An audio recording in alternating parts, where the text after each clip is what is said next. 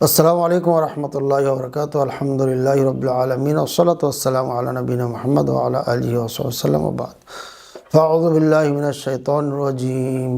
ফালআনা বাশিরুহুন্না ওয়াবতাগু মা কাতাবাল্লাহু লাকুম وكلوا واشربوا حتى يتبين لكم الخيط الأبيض من الخيط الأسود من الفجر ثم أتموا الصيام إلى الليل।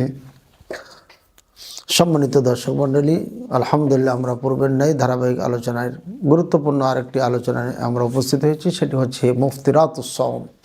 কোন কোন কারণে রোজা ভঙ্গ হয়ে যায়, সিয়াম ভঙ্গ হয়ে যায়, এটি আমরা জানব। আসলে সিয়াম আমরা কখন থেকে শুরু করব? আল্লাহ তাআলা বলেছেন, কুলু ওয়াশরাবু হাত্তা ইয়াতাবায়্যানা লাকুমুল খায়তুল আবিয়াদু মিনাল খায়তিল আসওয়াদি মিনাল ফাজর। তোমরা সুবহে সাদেকের আগ থেকে নিয়ে, অর্থাৎ সুবহে সাদেক থেকে নিয়ে সন্ধ্যা পর্যন্ত, সূর্য অস্তায় পর্যন্ত সিয়াম পালন করবে। সিয়াম মানে খাওয়া পান করা, যে কোনো হালাল বস্তু যেটা আমাদের জন্য অন্য অন্য মাসে বৈধ ছিল, এসব বৈধ জিনিস, হালাল জিনিস ভক্ষণ করার থেকে নিষেধ করা হয়েছে। এগুলোর থেকে বিরত থাকবে, অর্থাৎ খাওয়া পান আহার থেকে।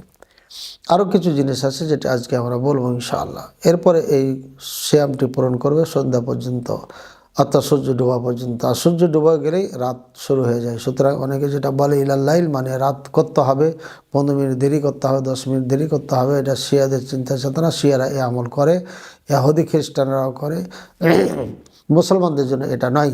তবে মনে রাখতে হবে, সূর্য ডোবার 1-2 মিনিট দেরি করা, জেনে শুনে হোক অজান্তে হোক, 1 মিনিট 2 মিনিট দেরি করলে পারে এটা কোনো ক্ষতি করে না এবং এটার জন্য সিয়াম নষ্ট হয়ে যাবে, ভঙ্গ হয়ে যাবে, এমনটি নয়। বরঞ্চ আপনার সঠিক টাইমে ইফতার করতে হবে, এটা সুন্নাত। যদি কনফিউশন থাকে তাহলে পরে অবশ্যই একটু গবেষণার ভিত্তিতে চিন্তা করে 1-2 মিনিট দেরি এদিক ওদিক হলে কোনো সমস্যা নাই, কিন্তু আগে ইফতার করলে পরে সিয়াম আপনার নষ্ট হয়ে যাবে, এটাই বড় আশঙ্কা রয়েছে। আল্লাহ তাআলা আমাদের বোঝার তৌফিক দান করুন।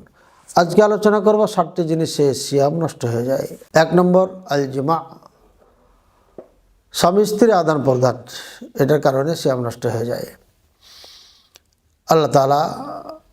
আল্লাহ রাসূল সাল্লাল্লাহু আলাইহি সাল্লাম বলেছেন, একজন সাহাবী, সহিহ মুসলিমে হাদিস আছে, তিনি বলছেন, হে আল্লাহ রাসূল সাল্লাল্লাহু আলাইহি সাল্লাম, আমি তো ভুল করে ফেলেছি। তারপরে উনি ঘটনা বললেন। তো আল্লাহ রাসূল সাল্লাল্লাহু আলাইহি সাল্লাম বলছেন, তুমি কি একটা গোলাম স্বাধীন করতে পারবে? বলছো, ক্বালা লা। ক্বালা হাল তাস্তাতিউ সিয়ামা শাহরাইন মুতাতাবিআইন, তুমি কি লাগাতার 2 মাস রোজা রাখতে পারবে? তোর বলছে, লা ইয়া রাসূলুল্লাহ সাল্লাল্লাহু আলাইহি ওয়াসাল্লাম, এটা কেমনে? আমি তো 30 দিনই পারলাম না, তাহলে 60 দিন কেমনে পারি? ক্বালা ফাআতইম 60 মিসকিনান, তাহলে তুমি 60টা মিসকিনকে খাইয়ে দাও। স্বামী স্ত্রীর আদান প্রদান করেই ফেলে ভুলবশত, তাদের হুকুম ইচ্ছাকৃত যদি হয় তাহলে আল্লাহর কাছে তওবা করবে, ক্ষমা চাবে এবং সিয়াম কাফারা দিবে। এই সিয়ামের কাফারা কি?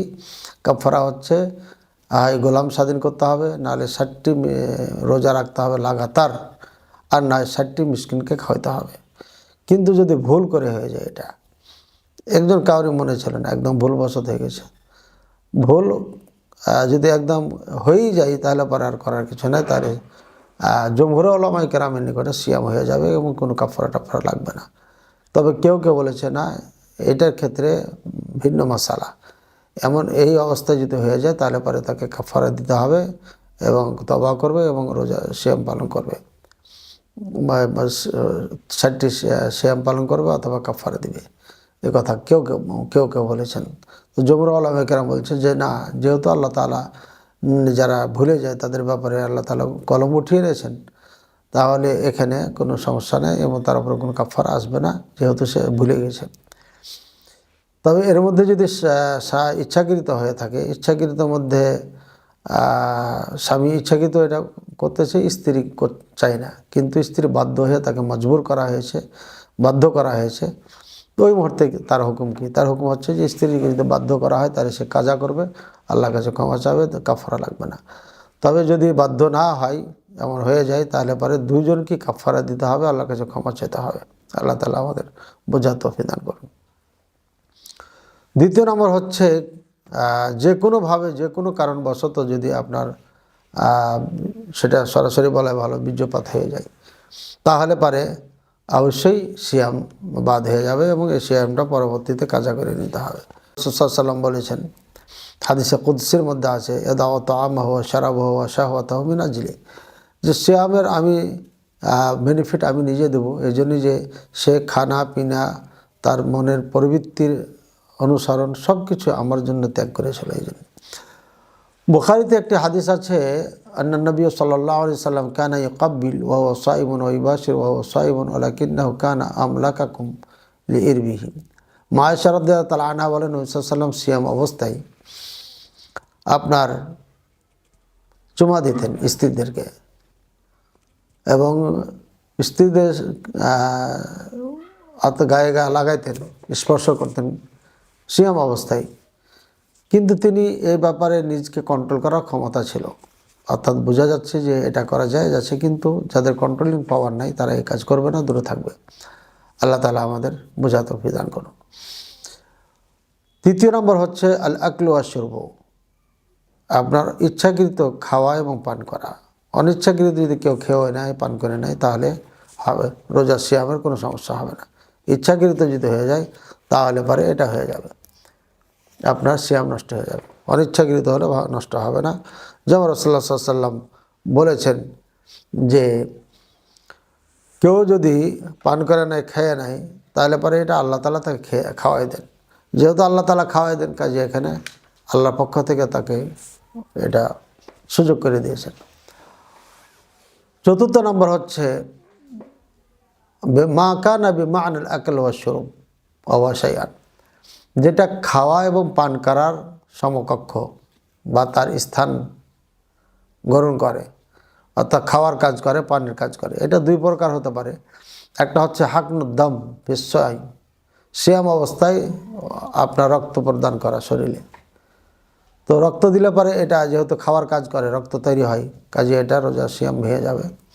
আর একটা হচ্ছে আল ইবরুল মাগজিয়া আল্লাতি ইকতাফা বিহা আনিল আকল ওয়া শুরব, এমন ইঞ্জেকশন যে ইঞ্জেকশন দিয়ে খাওয়ার কাজ করে, যেমন স্যালাইন আছে, বিভিন্ন ওষুধ পানি আছে, ইঞ্জেকশনের মাধ্যমে সেটা দেওয়া হয়।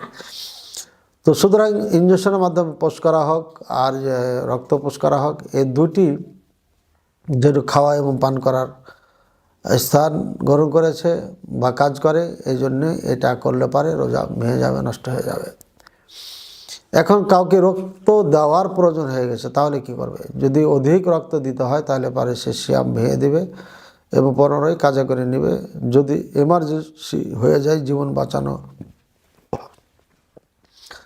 বাঁচানো ফরজ হয়ে যায়, তখন এই কাজটা করতে পারবে। অর্থাৎ কাউরি জীবন বাঁচানোর জন্য সিয়াম ছেড়ে দিয়ে রক্ত তাকে দিতে পারবে, কারণ এই অধিক এক ব্যাগ রক্ত দেওয়ার কারণে রোজা নষ্ট হয়ে যায়, এটাই উলামায়ে কেরাম বলেছেন। তাই রোজা ভাঙ্গার নিয়ত করে তাকে রক্ত দিয়ে তাকে বাঁচাবে। আল খামিস ইখরাজুদ্দাম মিল হাজামা, আপনার হাজামার মাধ্যমে অর্থাৎ সিঙ্গারার মাধ্যমে, কেউ কুলিয়া লাগা বলে, আরও অনেকে বলে, অর্থাৎ ফুটাফুটি করে সুন্দর করে ফুটাফুটি করে যে আপনার রক্ত বের করে শরীর থেকে, এটাকে হাজামা বলে। হাজামা করার কারণে যে রক্ত বের করা হয়, এর কারণে রোজা ভঙ্গ হয়ে যাবে। আফতার হাজিম আল মাহাজুম, যিনি হাজামা করাবেন, যিনি করিয়ে নেবেন, দুজনের সিয়াম ভঙ্গ হয়ে যাবে। তবে এই মাসআলা নিয়ে উলামায়ে কেরামের মধ্যে তুমুল ঝগড়া রয়েছে। জুমহুর উলামায়ে কেরামে বলছেন যে না, ভাঙবে না, আর কিছু উলামায়ে কেরাম বলছেন ভেঙে যাবে। আলা কুল্লি হাল, এটার জন্য যেহেতু ইখতিলাফ রয়েছে, এটার জন্য প্রত্যেকের উচিত হবে রাত্রে এটা করা, দিনে না করা। একান্ত এমার্জেন্সি হলে পরে এটাকে কাজা করে নেওয়াই উত্তম হবে। আসাদিস তাকাইয়ু আমাদান, ইচ্ছাকৃত বমি করা। কেউ যদি ইচ্ছাকৃত বমি করে তাহলে রোজা নষ্ট হয়ে যাবে, তবে অনিচ্ছাকৃত যদি বমি হয়ে যায় তাহলে রোজা নষ্ট হবে না। রাসূলুল্লাহ সাল্লাল্লাহু আলাইহি ওয়াসাল্লাম বলেন, মান যারা আলকাই ফালাইসা আলাইহি কাদা ওয়া মান ইসতাকা আমদান ফালইয়াকদি, রাওয়াহুল খামসা ইল্লা নাসাই। নাসাই ব্যতীত সুনানে আরবা মধ্যে রয়েছে, মুসনাদ আহমদে রয়েছে। রাসূলুল্লাহ সাল্লাল্লাহু আলাইহি ওয়াসাল্লাম বলছেন, যে ব্যক্তি কাই করবে, বমি করবে, সেই ব্যক্তি ওপরে কাজা নাই। অনিচ্ছাকৃত বমি হয়ে গেছে তাহলে ফালাইসা আলাইহি কাদা, এর উপরে কোনো কাজা নাই। অমানিস তাকা, আর যে ইচ্ছাকৃত বমি করবে, আলাইহি আমাদান, ইচ্ছাকৃত করবে, ফালইয়াকদি, সেই জন্য কাজা করে নেয়। অর্থাৎ বোঝা গেল, বমিটা যদি অটোমেটিকলি হয়ে যায় অনিচ্ছাকৃত, তাহলে কাজা করতে হবে না, রোজা নষ্ট হবে না। রোজা অবস্থায় থাকবে। আর যদি ইচ্ছাকৃত বমি করে তাহলে রোজা নষ্ট হয়ে যাবে, রোজা অবস্থা থেকে কোনো লাভ নেই। আশা করি বুঝতে পেরেছেন। 7 নম্বর হচ্ছে খরুজুদ্দামিল হাইদ ও নিফাস। মহিলাদের ক্ষেত্রে এই মশালাটি, যে মাসে যে সমস্যাটা হয়ে থাকে সেই কারণে আপনার রোজা রাখতে পারবে না, রোজা ভঙ্গ হয়ে যাবে। দিনের মাঝে যদি হয়ে যায় তাহলে রোজা নষ্ট হয়ে যাবে। তবে এই ক্ষেত্রে নারীরা খাবে না, তাদের বাড়ির মানুষের সঙ্গে সঙ্গ দিবে, একবার ইফতারের পরে খাবে, এ কথাই বলেছেন উলামা কেরাম। তবে যদি দেখে যে না, খাওয়া আমার জন্য জরুরি, খাওয়া দরকার, তাহলে সে গোপনে খাবে। এমনি ভাবে নেফাস, কোনো নারী যদি আপনার বাচ্চা হয়, বাচ্চা হওয়ার কারণে আপনার 40 দিন বিরত থাকে, তো 40 দিন পর্যন্ত যেহেতু সিয়াম আর সালাত কোনোটাই নাই, রোজা নামাজ কোনোটাই নাই, কাজে এ সময়ও সে রোজা রাখবে না। এই রোজাগুলোকে, সিয়ামগুলোকে পরবর্তীতে কাজা করে নিবে। যখন বাচ্চা বড় হবে বা বাচ্চা হয়ে যাবে, এরপরে 5 মাস 6 মাস গেলে পারে, বাচ্চা যখন কিছু খেতে শিখবে 6-7 মাস 8 মাস পরে, তখন এই সিয়ামগুলো পালন করে নেবে।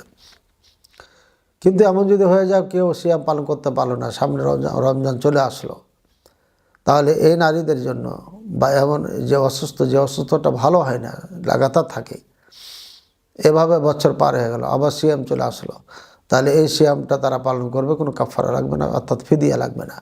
কিন্তু যারা সুস্থ সবল, যাদের সিয়াম রাখার সুযোগ ছিল কিন্তু রাখে নাই, সিয়াম কাজা থেকে গেছে, এই কাজা সিয়াম শেষ আদায় না করতে করতে সামনে রমজান চলে আসলে, তাহলে রমজান যদি চলে আসে তাহলে রমজানের রোজা রাখবে, আর ওই কাজাটা রমজানের পরে করবে, এবং সাথে সাথে ফিদিয়াও আদায় করবে।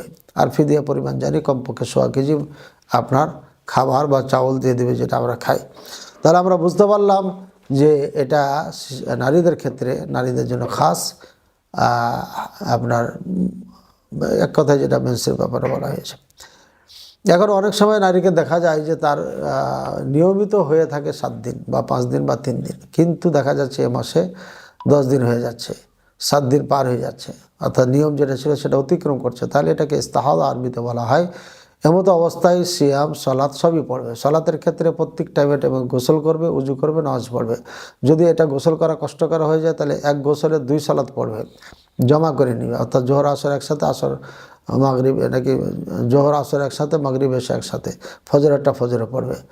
আর যদি এটাও সমস্যা হয়ে যায় তাহলে টাইমে যদি গোসল করতে না পারে, এক গোসলে 2 সালাত পড়তে না পারে, তাহলে আপনার উজু করে করে সালাত পড়বে, 5 ওয়াক্ত 5 বারই, কিন্তু নামাজ ছাড়া যাবে না এমতো অবস্থায়। আল্লাহ তাআলা আমাদের সঠিকভাবে বোঝা এবং পালন করার তৌফিক দান করুন। সাল্লাল্লাহু আলা নবিয়িনা মুহাম্মদ ওয়া আলা আলিহি ওয়া সাল্লাম। আসসালামু আলাইকুম ওয়া রাহমাতুল্লাহি ওয়া বারাকাতুহু।